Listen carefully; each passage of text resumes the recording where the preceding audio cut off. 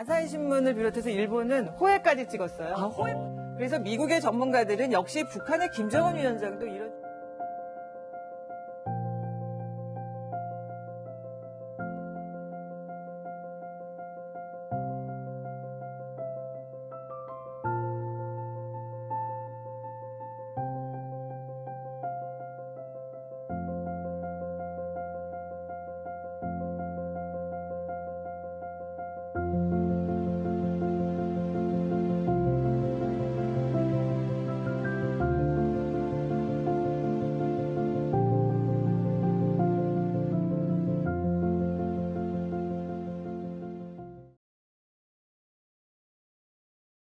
선배와 저의 공통점 중에 하나가 이제 동아일보 기자 그리고 여기자로 살고 있는 건데 이제 저는 이제 한 5년 정도 여기자로 살았고 선배는 이제 30년을 사셨잖아요. 이제 저도 이제 끊임없이 계속 고민을 하는 이슈이기도 합니다. 이게 뭐 기자라는 직업 자체의 문제도 있지만 이제 아무래도 좀 아직까지는 성평등 문화나 이런 제도나 이런 것들이 되게 여성 친화적으로 많이 설계되어 있지 않은 상황에서 이게 기자로서 계속 살아가는 것에 대해서 좀 고민이 있을 때도 있거든요. 그랬을 때 이제 선배께서 아무래도 좀 먼저 경험을 해주셨으니까 그동안 이제 동아일보에 입사하고 나서 최초의 이제 여성 모모 온갖 타이틀을 거머쥔 자로서 뭔가 이렇게 조언을 해주시고 싶은 게 있다면 뭐가 있을까요? 뭐 아직까지도 그런 우리 이지훈 기자 세대가 그런 걸 느끼고 있다는 것에 대해서 좀 마음이 아프고 그렇지만 뭐 라떼는 마리아는 아니지만 제가 지나왔던 시간들에 비하면 굉장히 전 많은 발전을 하고 있다.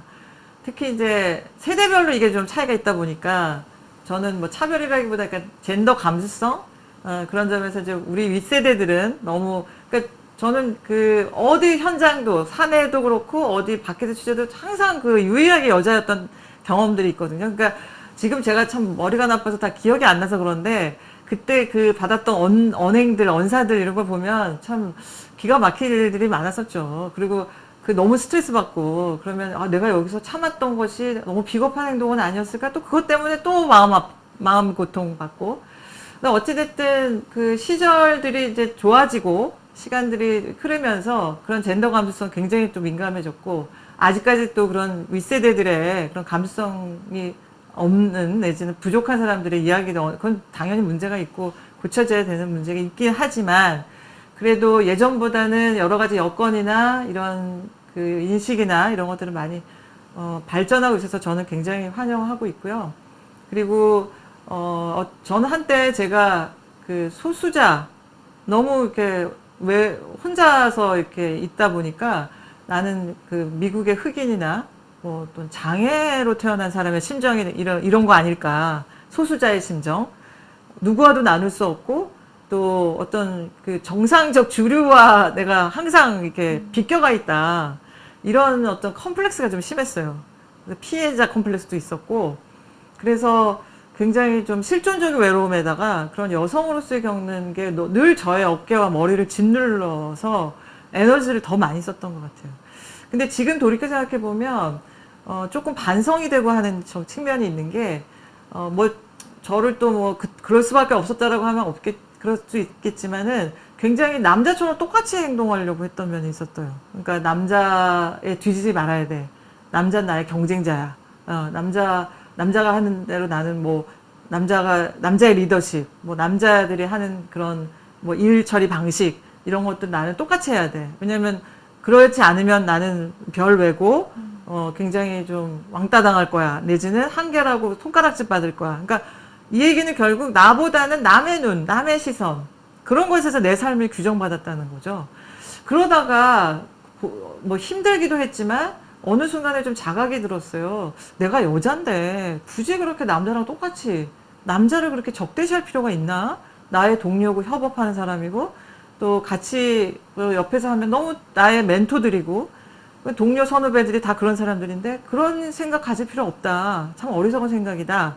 그러면서 스스로를 깨야 되겠다. 그러면서 나의 스스로의 어떤 여성적, 젠더적 특성 그런 것들에 좀 솔직하자. 그러면서 옛날에 저는 이게 모성적 리더십조차도 이건 여자의 한계다. 이거는 그렇게 생각했는데 그건 아니다. 그래서 내가 가진 어떤 그 내 생리적인 젠더적 특성인 모성적 그런 감수성 그런 건 오히려 더 발전시키면 시켜야 되지 그런 걸 없앨 필요는 없다. 이런 의식의 변천 과정을 겪었던 것 같아요.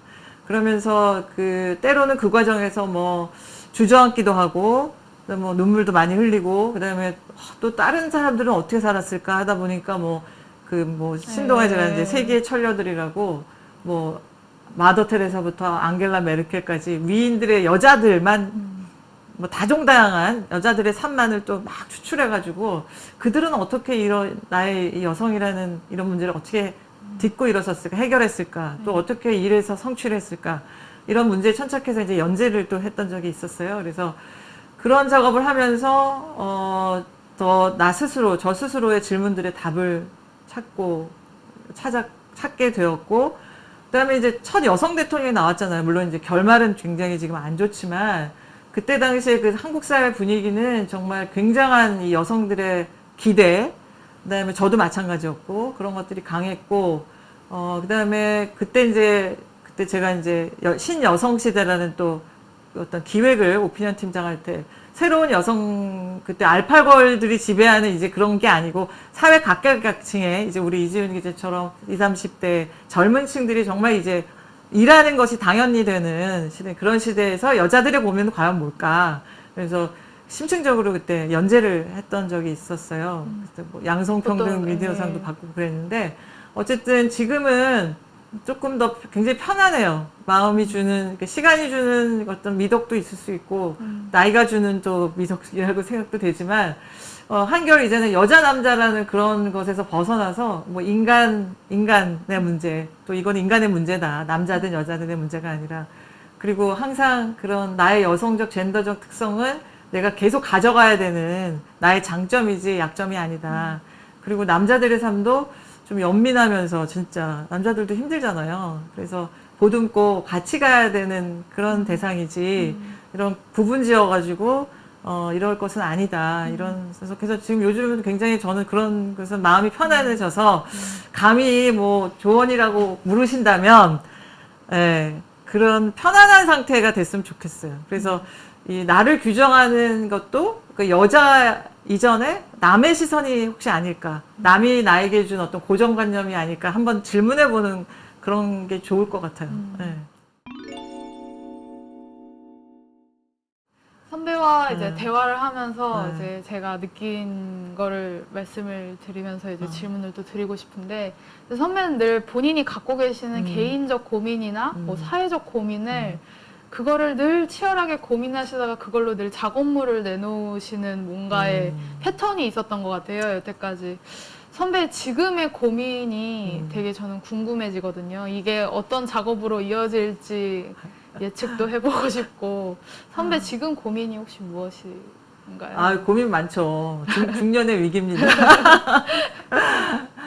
진짜 고민 많고, 이렇게 우리 이지은 기자가 그렇게 또 평을 해주니까 진짜 저는 오늘 너무 뿌듯한데, 모든 직업이든, 한 30년을 이렇게 한 직업을 정말 운 좋고 럭키하게, 복되게, 이렇게 지속적으로 할 수 있었던 거는 아까도 말씀드렸지만 너무 저 혼자만의 그건 아니었고요.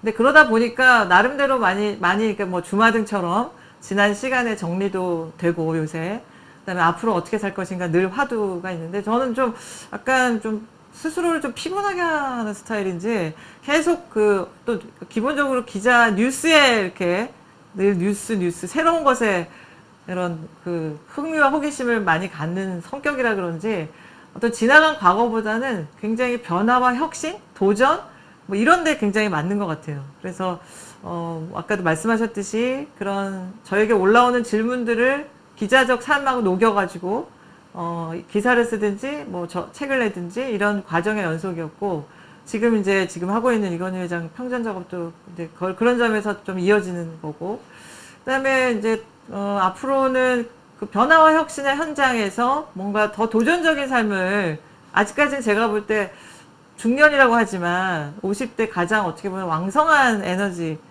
또 시각도 좀 정리가 되고 에너지도 아직 많이 남아있고, 그래서 뭔가 더 이제 호기심이 더 있죠. 그래서 저한테 어떤 인연들이, 그런 일들이 주어질지, 현재 좀 충실하면서 기다리고 있고, 그다음에 그런 것들을 좀, 제가 겪었던 것들을 저는 지금 부모 세대가 저희들한테 많이 이런 컨텐츠를 바쁘게 살다 보니까 남기질 못했어요. 그러다 보니까 항상 사람의 삶의 생각은 수평과 수직이 시줄 날줄처럼 얽힐 때 어떤 쓸데없는 고민도 적어지고 집중도도 높아지는데, 그런 점에서 기록이나 또는 선배 세대들의 내가 어떻게 지내갖고 살았다, 이런 이야기들은 굉장히 중요한 것 같더라고요. 저는 그렇게 내놓고 얘기하는 스타일이 아니었는데, 근데 지금은 그런 저의 경험을 좀 많이 후배들하고 나누면서 후배들한테 도움이 된다면 그런 것들을 좀 이렇게 저는 이랬습니다. 이렇게 살아왔는데 이런 이야기들 들려줄 때 좀 후배들이 힘을 얻고 도움이 되면 어떨까. 이런 일들을 또 그거 주어진다면 그런 것도 좋을 것 같고, 그래서 뭔가 이제는 좀 남한테 좀 베풀고 나눠야 되지 않을까. 그런 장면으로 넘어가지 않을까. 이런 생각도 들고 그렇습니다. 앞은 안 보입니다만. 마지막으로 네. 선배께서 이제 네. 후배인 저한테 이제 인생 후배이자 이제 기자 후배인 저한테 꼭 이것만은 하고 살아라. 네. 이거는 놓치지 마라. 이런 게 하나가 있다면 하나만 한번 얘기해 줘보세요. 많은 게 있겠지만 가장 중요한 하나. 아니, 정말 많은 게 없어서 그런데요. 정말 요즘은 좀 그래요. 저도 이제 인터뷰를 하다 보면 롤모델이 있느냐, 인생관이 있느냐, 인생의 답이, 당신이 추구했던 답은 뭐였냐, 이렇게 물어보긴 하는데, 질문을 하다 보니까 저한테도 이제 질문을 많이 하는 게 습관화가 돼서 그런지 몰라도, 없는 것 같아요. 그러니까, 네, 솔직히 말씀드리면, 뭘 해라. 또, 정말 인생에는 답이 없는 것 같고, 다만 또 그래도 한 가지, 만약에 물어보시면, 좀 자기 자신과 대화하는 시간을 많이 가졌으면 좋겠다. 특히 이제 기자라는 일과 연관시킨다면 기자는 굉장히 개별화된 어떤, 작가적인 특성이 있고, 또 매체라는 큰 집단 속에서 일하는 또 어떤 그런 직원의, 두 가지가, 그런 점에서 굉장히 매력적이기도 하고, 또 자유로운 완전히 작가가 아니기 때문에 그게 굴레가 될 수도 있고, 조직 생활에, 누구나 겪는 조직 생활에 그런 스트레스와 굴레가 있잖아요.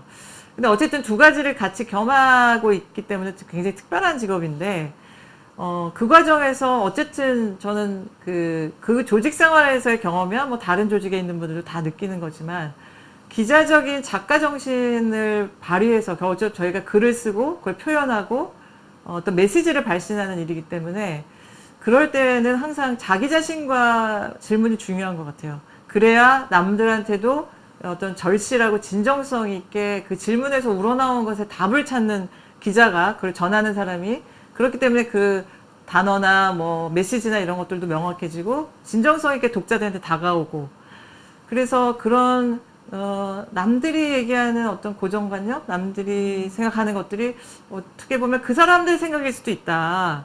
그러니까 그런 것들을 받아들이되, 자기 자신 스스로가 자기 내면 속에서 계속 스스로 질문하면서 내가 좋아하는 건 뭘까?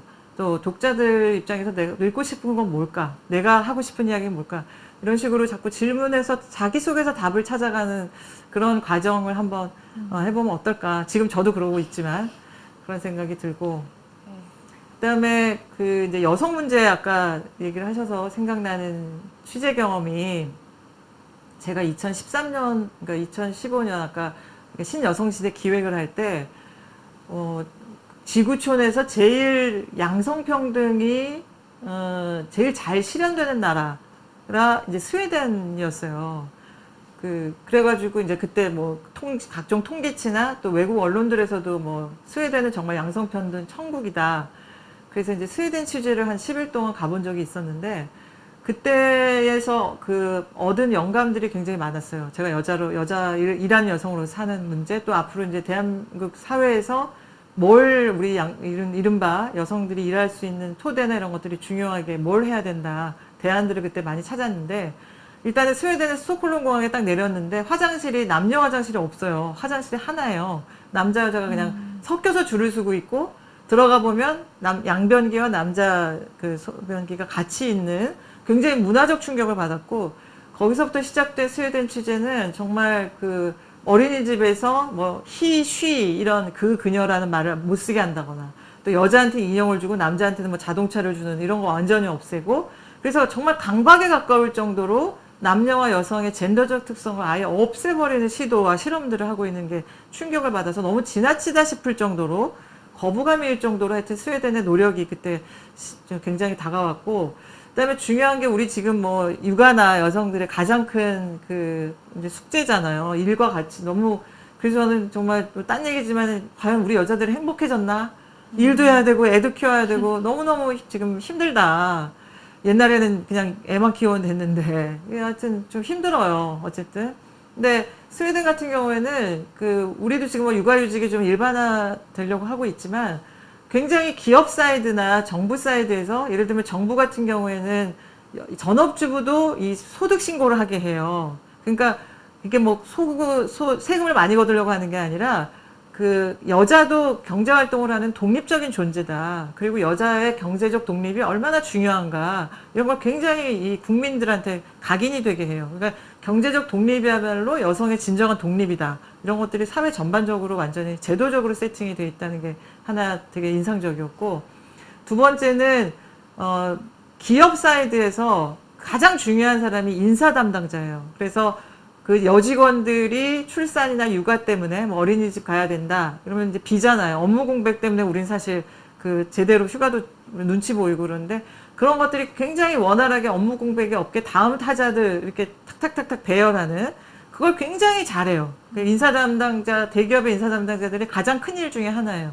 그래서 과연 아직도 우리는 이제 여성들의 사회 진출이 폭발적으로 늘어나긴 했지만 이런 디테일한 측면에서의 기업이나 정부에서의 그런 노력들이 아직은 많이 배워야 되는 그런 상황인 것 같고 또 어떻든 그런 점들이 과거에 비교하면 굉장히 많이 이제 발전하고 있어서 저는 뭐 앞으로도 이렇게 우리 또 이주민 기자처럼 훌륭한 기자들이 많이 있으니까 일하는 여성들이 그래서 저는 이제는 좀 마음가짐을 우리 스스로가 아까도 얘기했지만 뭐 차별이라는 것보다는 젠더적인 특성과 이래서 좀 같이 좀 가는 이렇게 뭐 이렇게 자극적인 반응도 좀 민감한 얘기일 수 있지만 일부에서는 뭐 여자 자체를 특권으로 생각하는 그건 아닌 것 같아요. 여자도 자기의 권리와 책임을 다해서 그거에 따른 어떤 최선을 다한 뒤에 뭔가 이런 게 있어야지.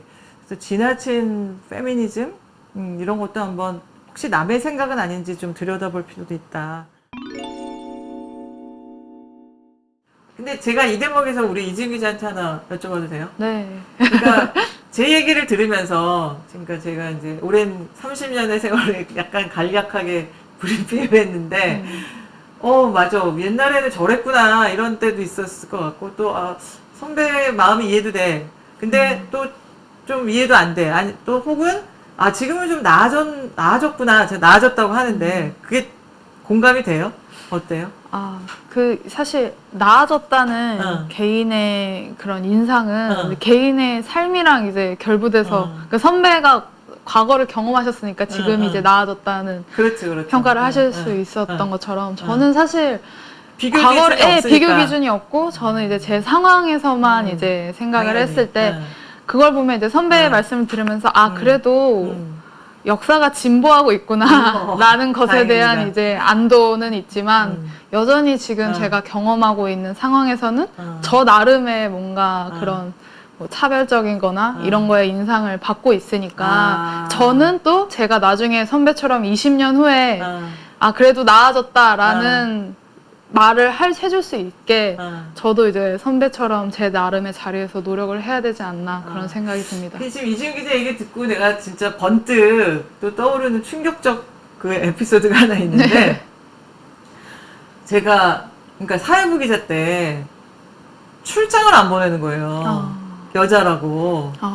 그래서 나는 왜 출장을 안 보내냐 항의도 하고 근데 불편하다는 거예요. 여자가 있으면 먹고 자는데 불편하다. 말이 안 되잖아요, 지금. 말이 안 상상할 되죠. 수 없는 저희는 반응이죠. 이제 출장 안 가려고 하죠. 힘드니까. 근데 억지로 보내시죠. 선배들이.